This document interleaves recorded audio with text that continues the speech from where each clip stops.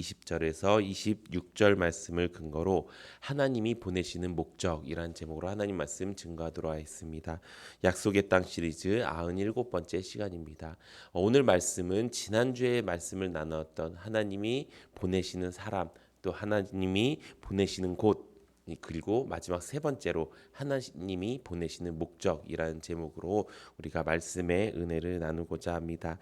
이 말씀은 이스라엘 백성들이 약속의 땅인 가나안 땅에 들어가고 난 뒤에 레위 지파, 사실 레위 지파는 기업이 없었죠. 그래서 하나님께서 그들에게 기업이 되어 주신다 말씀하셨고, 그들이 기업은 없지만 그들이 살아야 될 곳은 있었기 때문에 그 살아야 될 곳을 하나님께서 지정해 주시는 말씀의 내용이 지금 본문 말씀의 전체적인 내용의 말씀입니다. 그 중에서 오늘은 그앗 자손이 받은 땅에 대해서 말씀을 하고 있습니다. 이 말씀을 통해서 우리가 깨닫는 은혜가 있습니다. 그것은 바로 하나님이 우리를 어딘가로 보내실 때 그 분명한 목적이 있다라는 것입니다. 어디로 보낼지도 모르고 어떻게 보내실지도 모르겠지만 하나님께서 우리를 어디론가로 보내실 때 그것이 꼭 내가 물리적인 이동이 뿐만 아니라 내 마음이 이동되어지고 내 생각이 이동되어지고 내 자리가 이동되어지는 그 모든 순간 가운데 하나님의 역사하심이 있다라는 것을 오늘 말씀을 통해서 깨닫고, 또 하나님께서 나를 보내실 때 나의 모습은 어떤 모습이 되어야 되는가를 함께 알아가는 은혜가 넘치기를 예수님의 이름으로 축원합니다.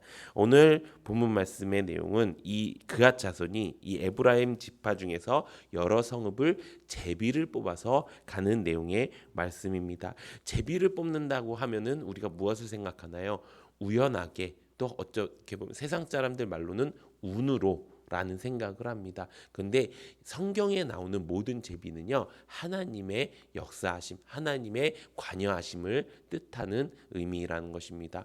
우리에게 생기는 모든 일들이 어떻게 볼 때 우연으로 생기는 일이라고 생각할 수 있고 운이라고 생각하는 일이 있을 수도 있습니다. 그런데 하나님께서 나를 사용하고자 하실 때는요, 절대 어떤 것도 운이 아니라는 거예요.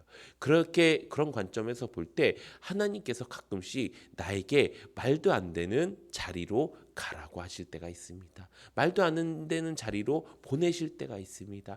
그렇게 보내실 때 우리의 모습은 과연 어떤 모습이 되어야 될까요? 하나님께서 우리를 어딘가로 보내실 때 우리의 마음은 어떤 마음이 되어야 될까요? 오늘 첫 번째로 그 말씀을 은혜를 나누고자 합니다. 하나님께서 우리를 어디로 보내시는 이유가 무엇인지 알면 우리가 그 마음을 다잡을 수 있습니다.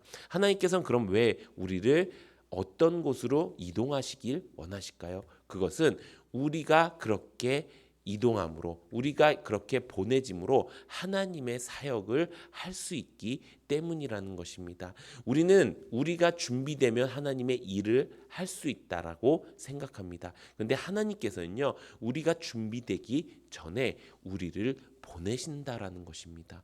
우리가 다 준비된 뒤에 하나님 이제 됐어요, 하나님 갈게요 라고 하는 건 뭐예요? 내가 내 스케줄로 내 시간대로 움직이는 거예요. 하나님 지금 됐으니까 지금 움직여주세요. 지금 내가 셀장의 자리에 쓸만한 사람이 됐어요. 그러니까 셀장이 되게 해주세요. 그렇게 한다고 됩니까? 하나님 제가 이제 목사가 될 준비가 됐어요. 그러니까 목사 되게 해주세요. 그런다고 됩니까? 아닌 거예요. 하나님은요, 나에게 우선 가라라고 말씀하시는 거예요. 우선 셀장이 되라, 목사가 되어라, 이렇게 얘기해 주신 거예요. 그러면은 이제 우리의 질문은 무엇일까요? 하나님 제가 어떻게 해요? 라는 말부터 나오는 거예요. 그럼 하나님 뭐라고 하세요? 우리가 다 알잖아요. 너는 두려워하지 말라. 내가 너와 함께함이라. 그게 하나님의 원리 법칙이라는 것입니다. 우리는 때로는 하나님께서 갑자기 무엇인가로 어디론가로 나를 이동시킬 때가 있습니다. 나를 보내실 때가 있습니다. 그때 우리가 제일 먼저 해야 되는 생각, 지금부터 하나님이 나와 함께 하시는구나. 내가 준비되어 있지 않아도 지금 내가 주님이 가라고 하실 때 갈 때 하나님이 나와 함께 하시겠구나. 그 기대와 그 은혜를 내가 기쁨으로 붙들고 가는 것입니다. 근데 그게 쉽지가 않죠. 그것을 쉽게 만들어주는 한 가지가 있습니다. 그것이 바로 순종입니다. 우리가 순종 훈련을 하는 이유가 뭐예요? 순종 훈련을 하는 이유는요, 그저 내가 착하게 살기 위함이 아닌 거예요. 하나님이 어떤 일에 이거는 누가 쓰임 받기 원해. 너가 이 사람이 쓰임 받았으면 좋겠어라고 가라고 할 때 순종이 훈련이 된 사람은 아멘. 제가 가겠습니다라고 해서 그 하나님의 일이 이루어지는 거예요. 근데 그 순종의 훈련이 제대로 되어 있지 않으면은 그렇게 하나님이 쓰고자 할 때 그것이 하나님의 뜻대로 이루어질 수 없다라는 것입니다. 사랑하는 성도 여러분, 교회 안에서 말씀 가운데 또 여러 가지 상황 가운데서 하나님이 나에게 쓰시고자 하는 그때 우리의 마음이 먼저가 아니라 하나님의 말씀이 먼저가 되어서 아멘, 내가 그 말씀에 순종하겠습니다 라고 결단하고 하나님이 쓰시는 그곳으로 가는 은혜가 넘치기를 소망합니다. 그때 하나님께서 함께 하실 것이고 두려워하지 않게 하실 것이고 하나님이 모든 능력으로 우리를 도우실 줄로 믿습니다. 두 번째 원리는 바로 하나님이 우리를 보내시는 목적에 회복함이 있다라는 것입니다. 하나님은 여러 가지 이유로 우리를 부르십니다. 오늘 본문 말씀의 21절에 언급된 이 세겜이라는 곳은 살인자의 도피성으로 지정되어 있다라는 것입니다. 이 도피성은 뭐예요? 하나님의 은혜예요. 하나님의 우리를 향한 하나님의 도우심인 거예요. 왜 이게 도우심이 되는 거예요? 우리가 실수하고 넘어졌을 때 하나님은 회복할 수 있는 그 장소를 우리에게 마련해 줬다라는 거예요. 그래서 내가 힘들고 어려울 때 교회로 가. 내가 어렵고 정말 무너졌을 때 셀 안으로 들어가. 이 말은요, 너가 그래도 그 원리 원칙을 지켜야지, 너 왜 안 지켜? 이게 아니고 그곳에 너의 회복이 있어 라고 말씀하시는 거예요. 평소 땐 그게 회복인지 잘 몰라요. 평소 때는 셀 안에 있는 거, 교회 안에 있는 거, 주님 안에 있는 게 내가 회복이고 도움인지 몰라요. 그렇게 아닐 수도 있어요. 근데 내가 힘들고 어려울 때 유일한 나의 회복의 길은요, 나의 말씀에 있고 주님 안에 있고 교회 안에 있고 셀 안에 있는 거예요. 그게 내 회복의 길인데 우리는 어떻게 합니까? 내가 힘들고 어려우면 나보고 계속 교회로 나오세요, 같이 모이세요 하라는 그 말들을 먼저 무시하고 또 그 말들을 먼저 거부하기 시작한다는 것입니다.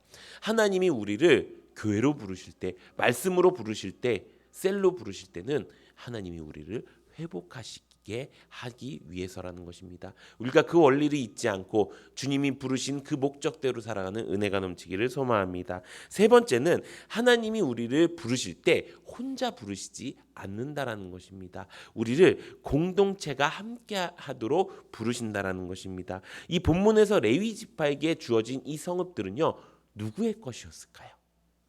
이들이 이제 거기에 집을 짓고 살 거 아니에요. 지금 우리의 개념은 뭐예요?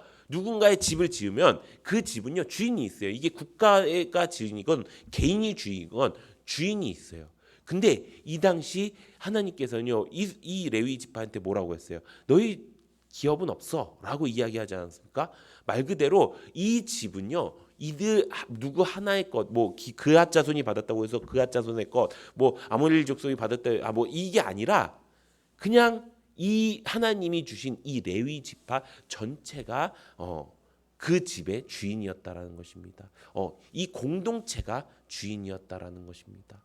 사랑하는 성도 여러분, 하나님은요, 혼자서 무엇인가 쓰는 일이 없으세요. 하나님은요, 누군가를 써서 공동체를 만들어 주시고요, 그 공동체 안에서 함께 만들어지고 함께 세워지고 함께 이루어 나가기를 원하신다라는 것입니다. 그래서 하나님이 나를 부르시는 그때는요, 무엇을 하기 위함이에요?